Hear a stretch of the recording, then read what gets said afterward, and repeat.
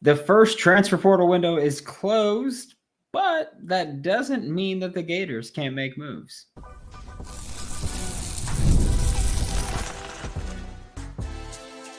You are Locked On Gators, your daily podcast on the Florida Gators. Part of the Locked On Podcast Network, your team every day. Hello, and welcome back to another episode of Locked On Gators, part of the Locked On Podcast Network, your team every day. Thanks for making Locked On Gators your first listen of the day every day. We are available daily and free wherever you listen to the podcast and on YouTube. Happy Monday. I am Brandon Olsen. Find me on Twitter at WNS_Brandon. Find all my written work with New York Giants on SI, and damn, is it good to be back.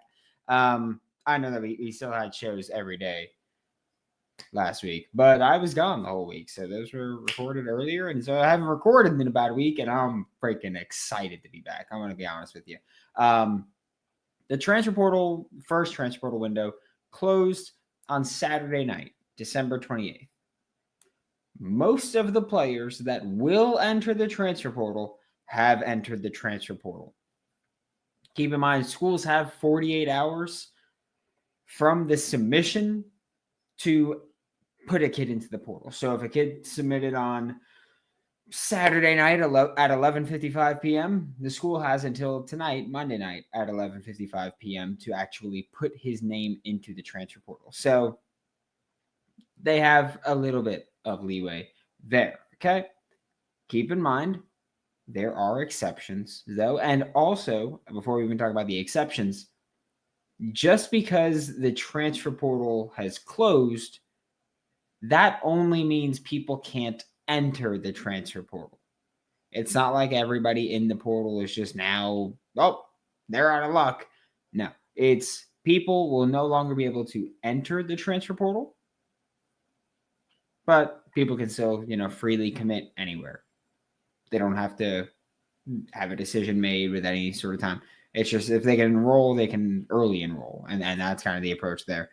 So keep in mind, yes, as far as entering the portal, that's mostly done, but there's still plenty of people who have not declared to where they're going to continue their college football careers, and so Florida can still make moves there. There are also exceptions as to who can enter the transfer portal.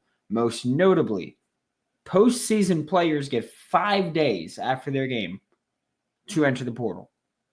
So for anyone, Colorado BYU played on Saturday night.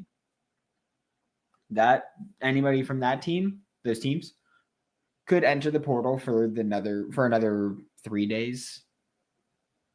That's how that works. So people who play in a non-college football playoff game, as long as it's a bowl game, are eligible to enter the transfer portal for 5 days. People who play in a college football playoff game will have 5 days, which, I mean, for quite a few schools, they might be looking at someone, hypothetically, if Florida is like, hey, this receiver on Texas wants to come to Florida, but he wants to also play in the college football playoff. If they get eliminated this week, then great. He can enter the portal for the next 5 days and come to Gainesville.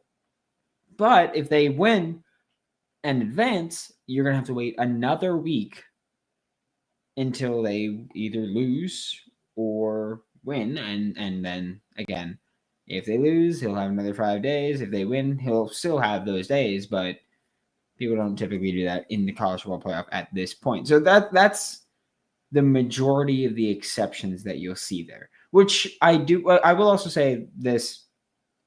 I feel like there have always been kind of the rumors of like, oh, well, it's in people's NIL deals that they have to play in the bowl game in order to get their full compensation or whatever it may be.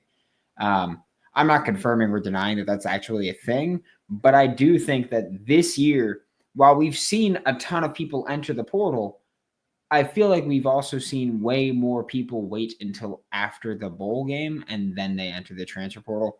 Wouldn't shock me if that was actually how things have shaken out. If it's actually become a thing of somehow, I don't know if it's, oh, hey, you have to stay until your last game of the season, regardless of when that is. So like that could be a thing because you can't technically pay for play. There's ways around things, but I do think that might be part of it now, where we've seen a lot of kids go through the bowl game and then portal, whereas I feel like last year we saw way more just, oh, portal's open, I'm in. So yeah, could be something like that. That's how I think of it anyway. That's how I'd like to accept the things are happening, which is good, by the way, that it's happening like that. I just want to make that clear. They get to play in the bowl game, great. They get paid, great. Also, other exceptions. FBS grad students can enter whenever. They are not part of that first window at all. So if you are a grad student from random FBS, Toledo, right behind me, Toledo. If you're a Toledo grad student, you can enter the transfer portal right now if you'd like, or I guess technically they are in their 5-day window. In 5 days, you can enter the transfer portal and go and move on, right? Like you can say, hey, I'm a grad student. I'm gonna hit the portal right now and go somewhere else.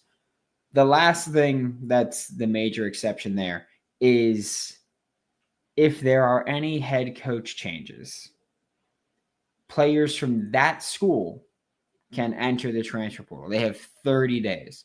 And while it's rare, for example, we saw it happen last year with Nick Saban and Alabama. Nick Saban announced his retirement, and a bunch of players from Alabama entered the transfer portal. Caden Proctor went to Iowa, then back to Alabama.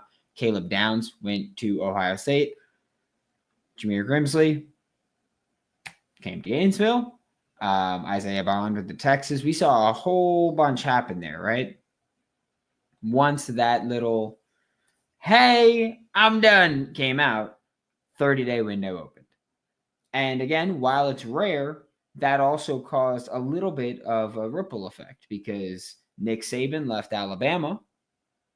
Then you had Caleb DeBoer leave Washington. And then that had Jed Fish leave Arizona.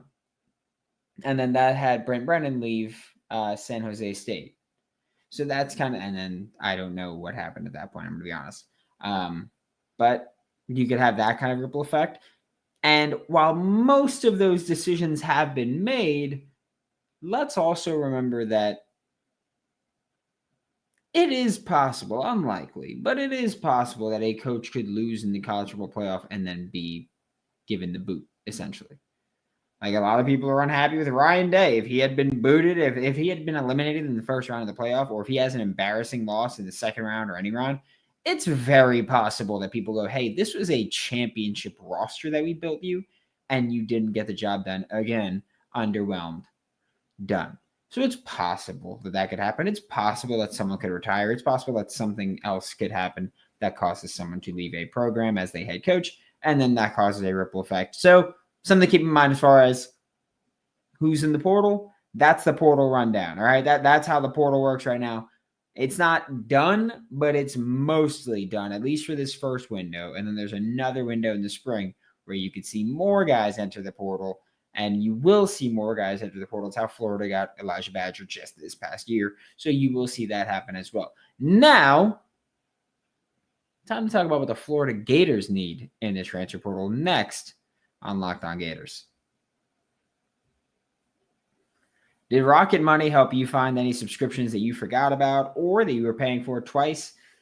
Happened here. I have fallen victim to that. I had a few subscriptions that I didn't even realize I was still paying for, and Rocket Money made it so easy to track them all down. It's like having a personal assistant for your finances. Rocket Money is a personal finance app that helps you find and cancel unwanted subscriptions, helps you monitor your spending, and helps lower bills so you can grow your savings and hit your saving goals even faster. Cancel your unwanted subscriptions and reach your financial goals faster with Rocket Money. Go to rocketmoney.com/lockedon today. That's rocketmoney.com/lockedon, rocketmoney.com/lockedon.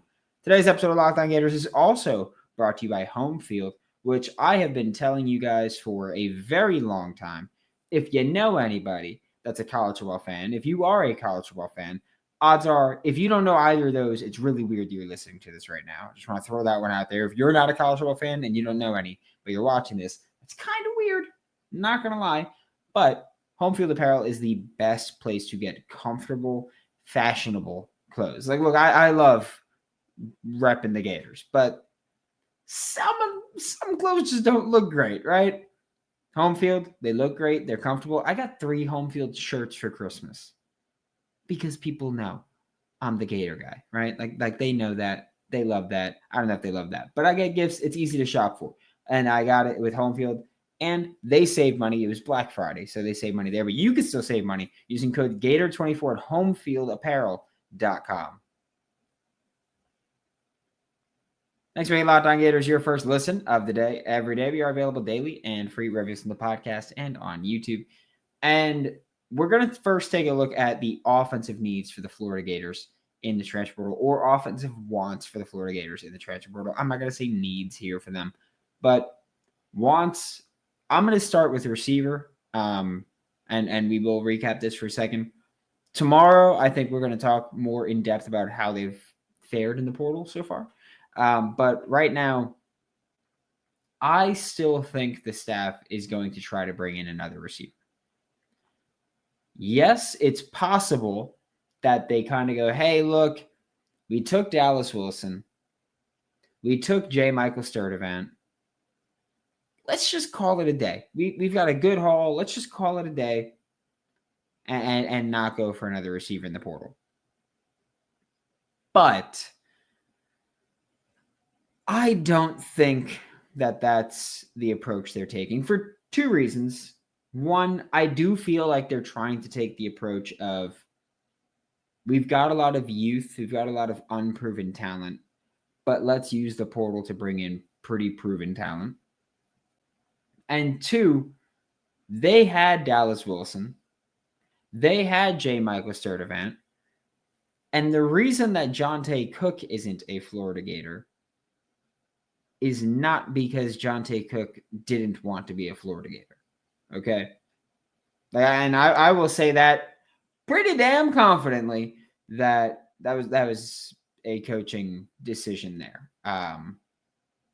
So that's an important part to me, at least, because we know there's some, I don't want to say locker room off field. There's some extra stuff with Jonte Cook. I would have still just been like, hey, you're a hell of a football player. I don't think anything you do is going to be detrimental to the team. Get in here. Let's work. But that's not how this coaching staff took the approach, and I'm not going to argue with that or fight with that. I don't necessarily have an issue with that. I will say that they had Dallas, they had J. Michael Sturdivant, and they were still willing to take Jonte Cook if they were willing to overlook any of the other stuff. Like, they were still willing to say, hey, let's add another receiver. But the reason that they didn't add another receiver is not, oh, we don't think he's good enough, or, oh, we're good at that spot. It was, oh, we don't want to deal with that other stuff. To me, that's an important distinction, at least. That they weren't like, hey, we were planning on taking you, and then Dallas came to us. Sorry, because that's not how it happened, right? It was extra things. So for me, I still think receiver is something that this coaching staff is going to look at. I think you've got an elite haul right now. You've got an elite receiver room right now, one of the best in the country, if we're going to be honest. But I think that the staff still wants to bring in another receiver, preferably one with 2 years of eligibility, or at least 2 years of eligibility, preferably. Then there's offensive tackle. And this is something where I've said, I think you need an offensive tackle. But just looking at the visits that the Florida Gators have set up, looking at the offers that they've sent out, looking at just the interest of the sheer volume of offensive tackles in the transfer portal that have said, yeah, I've spoken to the Florida Gators. Yeah, I've been in contact with the Florida Gators. Yeah, this, yeah, that about the Florida Gators. So I think that just looking at that, they are obviously still interested in an offensive tackle. They haven't added one for whatever reason. It could be, hey, didn't like the measurables. Hey, didn't like the interview. Hey, didn't like the medicals. Hey, didn't like this. Hey, didn't like that. Could be, hey, the guys that we're talking to and that we're willing to take are not willing to flip yet or not willing to commit yet. So we're going to wait, and that's fine. Fact of the matter is you still are going to need to replace Brandon Crenshaw-Dixon. And I will say this, just because I know that I've mentioned some of the offensive tackles that have entered the transfer portal, and some of them have only played left tackle throughout their career. And I know that a lot of people then go, oh, well, Austin Barber's our left tackle. You need to add a right tackle. And I want to make this very clear. That is not a seamless transition. I know there's a lot of people play video games, and you go, oh, well, you can just move a left tackle to right tackle. It's fine. In a video game, hell yeah, go ahead, do it. Do it. That's awesome for you. Real life, it doesn't work like that. You're doing everything mirrored, and you're working more in space than any other position. Flipping guard spots, it's easier than tackle. But as a tackle, you're flipping out and you're working more in space. And so it matters more there. I would leave the door open to put Austin Barber back at right tackle. I thought his film was better there. I thought he was fine at left tackle. I think he could be an elite right tackle. And so I think his film says he should be a right tackle. So I would leave the door open to bring in a guy that only played left tackle and say, hey, you're going to play left tackle. Austin Barber's playing right tackle, and our line's going to clean up and do work. Hell of an approach, if you're asking me. If we're being honest about it, I think that's a pretty good move. But hey, not everybody wants to hear from me. I get it. Not everybody wants my roster moves. By the way, you guys see Keon Coleman's touchdown catch against the Jets, where he just went right up over everybody? Hell of a catch. Really wanted that guy to be a Florida Gator. Unfortunately, didn't happen. We're going to talk about some defensive players that the Florida Gators can look at, or some defensive positions the Florida Gators should address when we get back with Locked On Gators.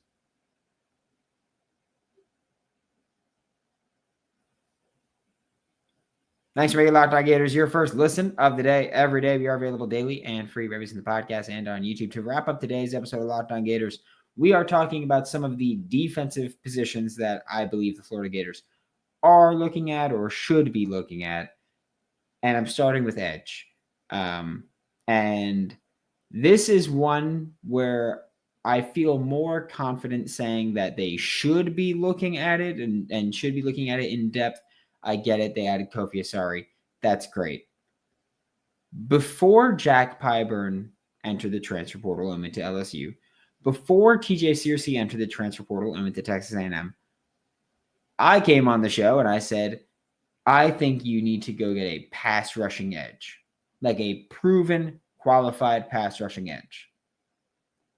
You added Kofi Asari, and like I've been saying, I think Kofi Asari has physical traits, and if Gerald Chapman looks at him and says, hey, I can develop that and I can make that great and SEC quality within the next 8 months, I'm fine with that. I'm fine shutting up about it. That's great.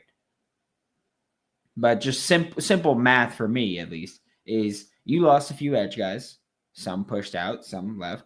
But you lost a few edge guys. You brought in one in the portal. I think you should still go for more. Because, again, even before you lost those edge guys, I was saying, hey, you need to add proven edge talent. So that's just me. That's where this is the should have, or the should do. I will say this. We talked about Ben Bell from Texas State a few weeks ago.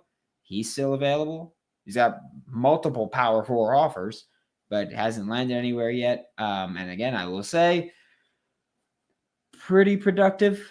It was, I think, 26 pressures in 4 games this past year. Pretty damn productive. He would have been like second on the team and second on the Florida Gators in total pressures throughout the entire season, and he did it in 4 games. I think he had 9 pressures against Arizona State, the team in the college football playoff. Yeah. And here's the thing. There aren't a ton of proven pass rushers available right now in the transfer portal. But you know what? Because, yeah, there aren't a ton of proven pass rushers available in the transfer portal right now. But Jack Pyburn and TJ Searcy weren't exactly available in the transfer portal when other teams contacted them and got them into the transfer portal, right? Go do the same damn thing. And look, I know that there's going to be people that are going to be in the comments like, oh, don't tamper, don't do this. And I understand that. I respect it. But here's the thing. If you want to win, you got to get a little dirty. And for me, tampering is not even that bad, if we're being honest. I know, there's the accusations that Miami did it and that people are just throwing that onto Miami. And I respect that. That's haterism. I'm cool with it. But realistically, I don't think tampering is that bad. I think that, a lot of people do it, and that's not exactly an excuse or that's not exactly to justify it. But I think a lot of schools do it, and I think there's much of a punishment for it. I think that if there was a more substantial punishment, then we'd be having a different conversation. But right now, it's something that we see happen. We know people do. The entered the transfer portal where they do not contact tag, pretty damning, if we're being honest. And nothing happens to those schools. I don't see why you shouldn't do the same thing that other people are also doing with no repercussions. That's my stance on it, at least. And another spot is I'm going to say DB. Here, Florida seems like they're more so looking for someone that can play star. That's how all the guys that they brought in for visits, all the guys that they've offered scholarships to in the transfer portal at DB, it's been star. And I think you need depth there. But I will say this. The way that I read this right now, two main things. One, I think this reads as they're not super confident in Josiah Davis playing star, which would not shock me. I thought he was better suited to play safety, so it wouldn't shock me if they had him at star and they're like, we're not super confident here. I thought he was better at safety, so in high school, coming to Florida. So I thought that he would be better at safety long term. I thought that was his better spot. Maybe it is. Maybe he's just not an SEC player. We've not seen him for the Florida Gators, right? So I will say that. To me, it reads as they're not super confident in where he's at in his development, and that they're expecting Aaron Gates to miss some pretty significant time, right? And we've seen people talk about what the injury is. I haven't seen Billy Napier say what the injury is completely explicitly. So I'm just going to say seems to be like a pretty significant knee injury. Don't forget that was Jack Pyburn's second play of the FSU game. Pyburn whipped into Aaron Gates' knee and took him out there. So I will say that to me, that reads as their expectation is he's going to miss some pretty significant time. They don't feel great about Josiah Davis, and that kind of only leaves Shreve Denson there. That's a proven contributor at the spot. I'd look for someone that could compete right away for playing time. And personally, I would look for someone that could compete for playing time at safety right away, maybe play a bit of star, and have them play both spots. I think you can do that perfectly fine. Again, if you're doing it situationally too, why not? But I don't know. I think that where Florida and I are at on the safety room is quite off. I think that safety should have been a spot that you looked at in the portal. I thought Mose Phillips would have been the guy that you just add and figure anything else out later. Clearly, they're more focused on people who are playing the star position, and that's fine. I'm just trying to improve the room, win some damn football games. But the Florida Gators can still be somewhat active in the transfer portal. Again, I know that we also talk about all these things. Roster spots are fairly limited for their time being. So that's the thing that the Florida Gators fans need to accept. Roster spots are limited right now, probably more clear up after spring. Then you get more active there again. Thanks for making Locked On Gators your first listen of the day. Every day we are available daily and free reviews in the podcast and on YouTube. We will be back tomorrow. Talk more Florida Gators football for Locked On Gators. I'm Brandon Olsen. Don't forget to follow me on Twitter at WNS_Brandon. Find all my written work with New York Giants on SI, and I will see you all next time.